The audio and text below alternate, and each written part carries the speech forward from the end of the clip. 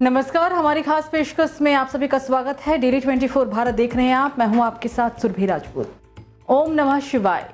भगवान शिव लोक कल्याण के रूप में लिंग के रूप में वास करते हैं और उनके 12 विग्रहों को द्वादश ज्योतिर्लिंग कहा जाता है। भारतवर्ष में ये 12 ज्योतिर्लिंग अलग अलग स्थानों पर है। इनमें सबसे पहले श्री सोमनाथ जी का स्मरण किया जाता है।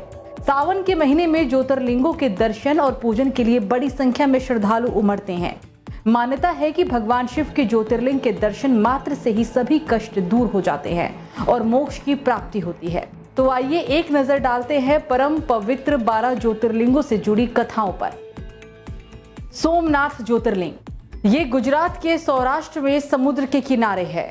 सोमनाथ ज्योतिर्लिंग के बारे में कहा जाता है कि यहाँ भगवान शिवजी ने चंद्रमा को दक्ष प्रजापति के शाप से मुक्त किया था और इसी स्थान पर भगवान श्री कृष्ण ने एक शिकारी के तीर से अपनी सांसारिक लीला समाप्त की थी। सोमनाथ जी का मंदिर अपने वैभव और समृद्धि के लिए भी विख्यात रहा है। इस मंदिर को कई बार देश विदेश हमलावरों ने भी अपना निशाना बनाया था। मल्लिकार्जुन ज्योतिर्लिंग ये कर्नाटक के कृष्णा जिले में है। इस ज्योतिर्लिंग से जुड़ी कथा में बताया गया है कि भगवान शिव के दोनों पुत्र श्री गणेश और कार्तिकेय में इस बात पर विवाद हो गया कि पहले किसका विवाह हो। फैसला ये हुआ कि जो धरती की पहले परिक्रमा करके आएगा उसी का पहले विवाह होगा। इसमें जीत गणेश जी की हुई। वही नाराज कार्तिकेय रूठकर क्रौंच पर्वत पर चले गए। इनको मनाने के लिए शिव और पार्वती मल्लिका और अर्जुन बनकर वहां गए और ज्योतिर्लिंग के रूप में वहीं बस गए। महाकालेश्वर ज्योतिर्लिंग ये मध्य प्रदेश के उज्जैन में है। श्रीकर नाम का 5 साल का एक लड़का था जो भगवान शिव की भक्ति करता था। उस बालक की भक्ति के कारण भगवान शिव वहां प्रकट हुए थे। तभी से महाकालेश्वर के नाम से वहां ज्योतिर्लिंग की पूजा होती है। ओंकारेश्वर ज्योतिर्लिंग ये मध्य प्रदेश के इंदौर से 80 किलोमीटर दूर नर्मदा के किनारे है। धार्मिक मान्यताओं के अनुसार ओंकारेश्वर ज्योतिर्लिंग के आसपास कुल 68 तीर्थ स्थल है और यहाँ भगवान शिव 33 करोड़ देवी देवताओं के साथ विराजमान है। महाशिवरात्रि के अवसर पर इस मंदिर में शिव भक्तों की भारी भीड़ दर्शन और पूजन के लिए उमड़ती है। केदारनाथ ज्योतिर्लिंग ये उत्तराखंड के रुद्रप्रयाग जिले के गौरीकुंड के करीब है। पांडवों को कौरवों को हराने के बाद आत्मगलानी हुई कि उन्होंने इतने सारे लोगों को मारा और इस पाप से मुक्ति के लिए भगवान शिव का आशीर्वाद मांगा, लेकिन भगवान ने बार बार उनकी परीक्षा ली। भगवान शिव बैल के रूप में केदारनाथ चले गए। पांडव भी उनके आशीर्वाद के लिए यहाँ पहुंचे। तब भगवान बैल के रूप में ही जमीन में वो प्रकट हुए, लेकिन भीम ने उन्हें पकड़ने की कोशिश की और ऐसे में सिर्फ उनका कुबड़ सतह पर रह गया। भगवान शिव ने बाद में पांडवों को दर्शन देकर आशीष भी दिया। बाद में भगवान की कुबड़ को उनका रूप मानकर उनकी यहाँ पूजा होने लगी। भीमाशंकर ज्योतिर्लिंग ये महाराष्ट्र के पुणे के सह्याद्री पर्वत पर है। शिव पुराण की कथा के मुताबिक भगवान शिव और राक्षस भीम के बीच युद्ध हुआ था। लड़ाई में भगवान शिव ने दुष्ट राक्षस को राख कर दिया और इस तरह भीम के अत्याचार की कहानी का अंत भी हुआ।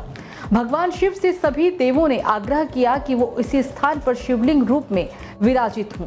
उनकी इस प्रार्थना को भगवान शिव ने स्वीकार किया और वे भीमाशंकर ज्योतिर्लिंग के रूप में आज भी यहाँ पर विराजित हैं। काशी विश्वनाथ ज्योतिर्लिंग ये उत्तर प्रदेश के काशी यानी कि वाराणसी में है। पुराणों के मुताबिक जब देवी पार्वती अपने पिता के घर रह रही थी तो वहाँ उन्हें बिल्कुल अच्छा नहीं लगता था। देवी पार्वती ने एक दिन भगवान शिव से उन्हें अपने घर ले जाने के लिए कहा। भगवान शिव देवी पार्वती की बात मानकर उन्हें काशी लेकर आए और यहाँ विश्वनाथ ज्योतिर्लिंग के रूप में खुद को स्थापित कर लिया। त्रयंबकेश्वर ज्योतिर्लिंग ये मंदिर महाराष्ट्र के नासिक जिले में है। प्राचीन काल में त्रयंबक गौतम ऋषि की तपोभूमि थी। अपने ऊपर लगे गो हत्या के पाप से मुक्ति के लिए गौतम ऋषि ने कठोर तप किया और शिव से गंगा को यहाँ अवतरित करने का वरदान भी मांगा, जिसके फलस्वरूप गोदावरी नदी का उद्गम हुआ। इसके साथ ही गौतम ऋषि की प्रार्थना के बाद शिवजी ने इस मंदिर में विराजमान होना स्वीकार कर लिया। 3 नेत्रों वाले शिव शंभू के यहाँ विराजमान होने के कारण इस जगह को त्रयंब कहा जाने लगा।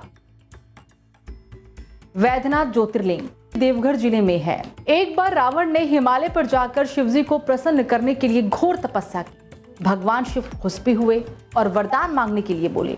रावण ने भगवान शिव से लंका जलने की विनती की, लेकिन उन्होंने शिवलिंग दिया और चेतावनी देते हुए कहा कि लंका ले जाते वक्त रास्ते में कहीं इसे मत रखना। रावण शिवलिंग लेकर चला, पर रास्ते में एक चिता भूमि आने पर उसे लघु शंका लगी। रावण उस लिंग को एक व्यक्ति को थमा लघु शंका के लिए चला गया। इधर उस व्यक्ति ने ज्योतिर्लिंग को बहुत अधिक भारी अनुभव कर भूमि पर रख दिया। फिर क्या था, लौटने पर रावण ने पूरी शक्ति लगाकर भी उसे ना उखाड़ सका और निराश होकर मूर्ति पर अपना अंगूठा गड़ाकर लंका चला गया। उसके बाद वहीं भगवान शिव विराजमान हो गए। नागेश्वर ज्योतिर्लिंग ये गुजरात के द्वारका में है। सुप्रिय नामक एक बड़ा धर्मात्मा था। वो भगवान शिव का अनन्य भक्त था। उसके इस शिव शक्ति से दारुक नामक एक राक्षस बहुत जलता था। एक बार दारुक ने सुप्रिय को मारने की कोशिश की, तभी भगवान शिव ने प्रकट होकर दारुक का नाश किया और यहाँ ज्योतिर्लिंग के रूप में स्थापित हुए। रामेश्वरम ज्योतिर्लिंग ये तमिलनाडु के रामनाथपुरम में है। इस ज्योतिर्लिंग की स्थापना भगवान श्री राम ने लंका जाते वक्त की थी। माता सीता को अत्याचारी रावण से मुक्त करने के लिए श्री राम ने शिवलिंग की स्थापना की थी, जिसमें भगवान शिव प्रकट हुए थे। घृणेश्वर ज्योतिर्लिंग ये महाराष्ट्र के औरंगाबाद के दौलताबाद में है। सुधर्मा नामक दरअसल एक ब्राह्मण था। उसकी पत्नी का नाम सुदेहा था। दोनों में दूसरे के प्रति बहुत प्रेम था, लेकिन उनकी संतान नहीं थी। उसके बाद सुदेहा ने अपने पति से अपनी छोटी बहन घुष्मा का विवाह करवा दिया।